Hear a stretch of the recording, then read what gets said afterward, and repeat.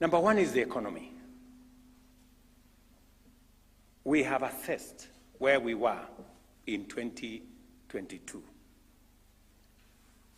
And we had a situation emerging from the shutdown of the economy as a result of COVID-19, a devastating drought followed by floods that had made the cost of living rise very high. Prices of unga were 240. We had 7 million Kenyans in the CRB.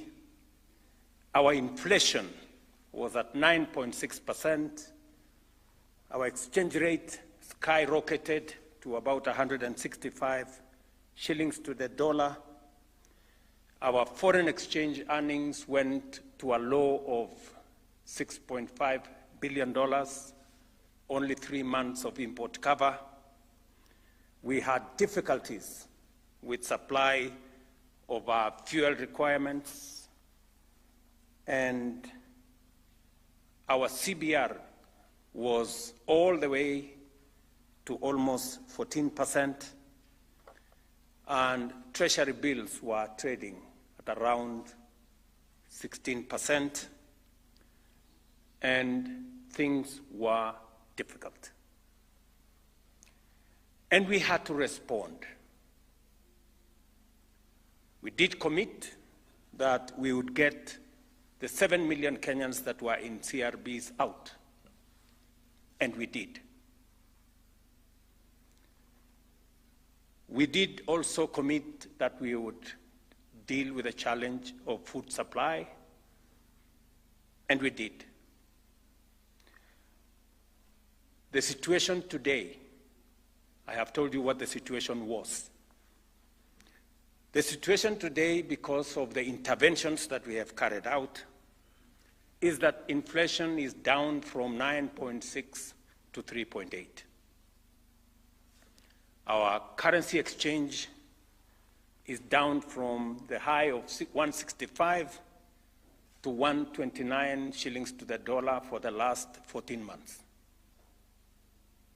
Our foreign exchange reserves, which were at 6.5, the low of $6.5 billion, an import cover of just 3 months, is now up to $10.9 billion, an import cover of close to 5 months. Treasury bills today trade from a high of 16. Now treasury bills are trading at 8.5%. And also our CBR, as I told you, by the central bank, has come down from a high of almost 14%. Just a few, I think last week or the week before, central bank announced a new central bank rate of 9.75%, down from what it was before.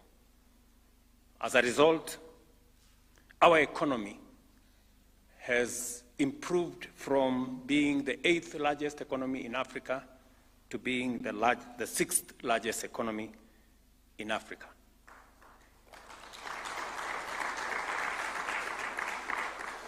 When we told the country that we were going to stabilize the economy, we meant it, and by God's grace, the economy today is different from what it was then. But we also have discussed about what about the future? What happens from here? And it is our intention to continue to expand our interventions on managing expenditure and increasing our revenues. It is our intention and the targets we have for the future is that we want to move our revenues as a percentage of GDP from 15, 16, 17%. We want to see whether we can take it to 19, 20%. That is our looking forward. We're also looking forward to ensuring that we maintain our foreign exchange reserves by supporting more exports of goods, of services, so that we can grow our balance of payment numbers. That is on the economy. Number two, on agriculture, we did commit to the country that we were going to undertake robust, far-reaching reforms in the agricultural sector.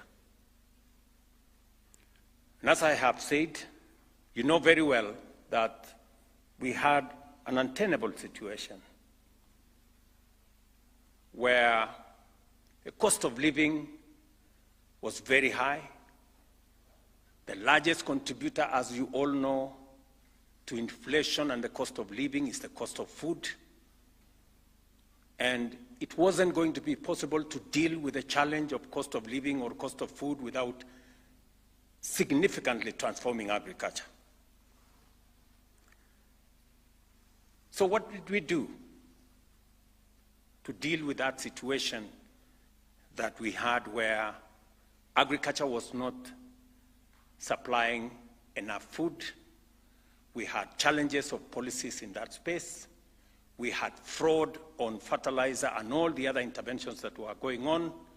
And we had challenges of farmers getting adequate prices or the correct prices for their produce. So as an administration, we took 5 steps to transform the agricultural sector. Number one, we changed from subsidizing consumption and instead went to support production. That is why instead of subsidizing unga, we decided to subsidize fertilizer, because it makes the whole difference. We took the next step to get the correct data, because the agricultural space didn't have any accurate data on any matter. So we undertook a robust process of collecting data on the agricultural sector, and thankfully we now have a database of 6.6 million farmers, complete with the crops they plant, the acreage of their land, and all other details that are required, including their details. The third issue is, apart from collecting data, we digitized the whole agricultural value chain